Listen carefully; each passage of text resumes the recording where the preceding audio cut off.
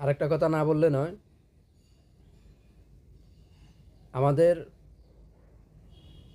যত মা বোনেরা বাজারে আসে, মা বোনদের উদ্দেশ্যে বলবো আপনারা খুব সতর্কভাবে আপনারা বাজারে আসবেন। যদি দুর্বৃত্তরা যদি আপনাদের উপরে যদি কোনো হামলা করে, যদি কোনো টপসারিং করে, আমি প্রত্যেকটি দোকানদার ভাইদেরকে বলবো আপনারা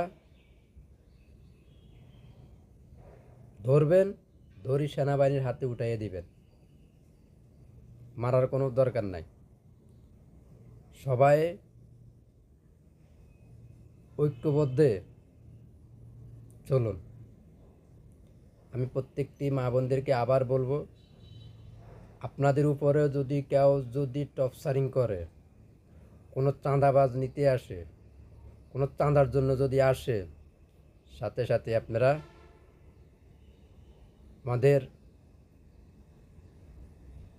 ছাত্র সমাজ ভাইরা আছে, শিক্ষার্থী বোনেরা আছে, বাজারে এখন একটা কমিটি হয়েছে, দরকার হইলে কমিটির মাধ্যমে আপনারা জানাইবেন।